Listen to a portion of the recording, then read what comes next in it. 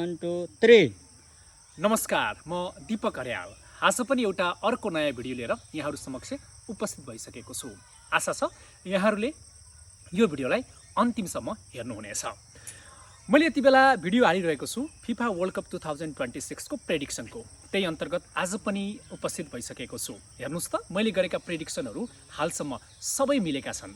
मैले अस्ति भर्खरै सेमिफाइनलको पनि प्रेडिक्सन गरेको थिएँ। सेमिफाइनलमा गरेका दुईटै प्रेडिक्सनहरू मिलेका छन्। स्पेन भर्सेस फ्रान्सको प्रेडिक्सन गरेको थिएँ, जहाँ धेरैजनाले भन्नुभएको थियो कहाँ स्पेनले जित्छ।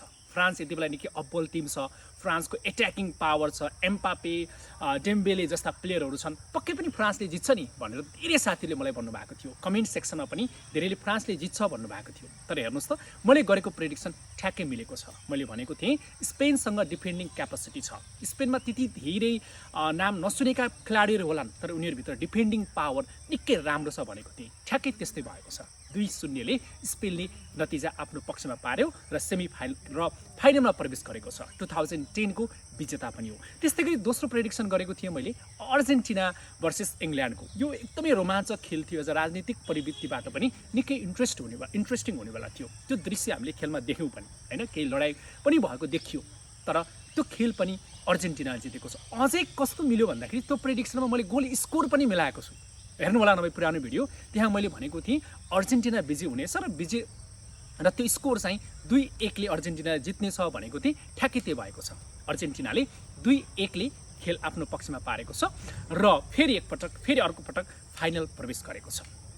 अहिलेसम्मको खेल हेरिरहँदाखेरि तपाईँलाई कस्तो लागिरहेको छ? इन्ट्रेस्टिङ मान्नु भएको छ कि छैन? यदि तपाईँहरू फुटबल प्रेमी हुनुहुन्छ भने पक्कै पनि तपाईँलाई निकै इन्ट्रेस्ट लागेको हुनुपर्छ।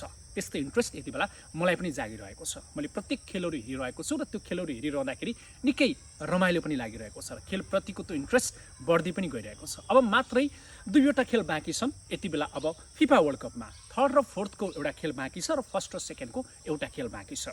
3rd र 4th को प्रेडिक्सन गर्दाखेरि फ्रान्स भर्सेस इङ्ल्यान्ड हुन्छ र त्यसमा डेफिनेटली नै फ्रान्स विनर हुन्छ भन्ने मलाई लाग्छ। फ्रान्सले त्यो म्याच डेफिनेटली जित्छ र तेस्रो स्थानमा फ्रान्स भिड्नेछ।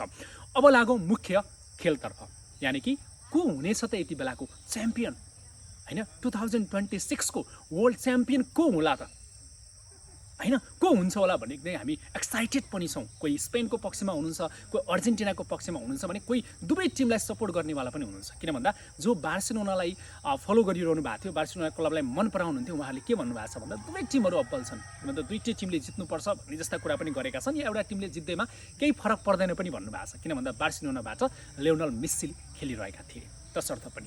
तर एउटा प्रेडिक्सन त गर्नु पर्यो। अब डेफिनेटली तपाईँले बुझिसक्नु भएको छ मैले कुन प्रेडिक्सन गर्छु भनेर। म आज त्यही जर्सीमा पनि छु, यानि कि अर्जेन्टिना हुनेछ फेरि एकपटक वर्ल्ड च्याम्पियन। 2022 को डिफेन्डिङ च्याम्पियन अर्जेन्टिना यति बेला 2026 को पनि डिफेन्डिङ च्याम्पियन हुने कुरामा कुनै पनि डाउट छ जस्तो मलाई लाग्दैन।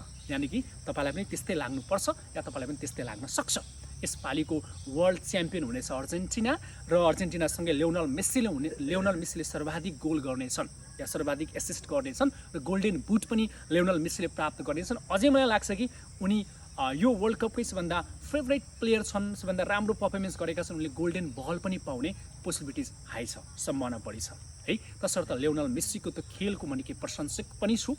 लियोनल मेस्सीले गरेको त्यो जादुई त्यो एसिस्ट हेर्दाखेरि पनि के खुसी पनि भइरहेको छु। सायद यो अबको जेनेरेसनमा लियोनल मेस्सी पाउन हामीलाई गाह्रो छ। तसर्थ उनको यो लास्ट म्याच पनि हो एज अ वर्ल्ड कपमा। त्यो म्याच सबैले हेर्नु होला, रमाइलो गर्नु होला र अर्जेन्टिनालाई विजय बनाउनुको लागि शुभकामना दिनु होला। तपाईँलाई को लाग्छ, कुन टिम विजय हुन्छ होला कमेन्ट गर्नु होला र भिडियो कस्तो लाग्यो जस्तो लाग्यो त्यस्तै कमेन्ट गर्न नडराउनु होला भन्दै यो भिडियोबाट म बिदा हुन चाहन्छु।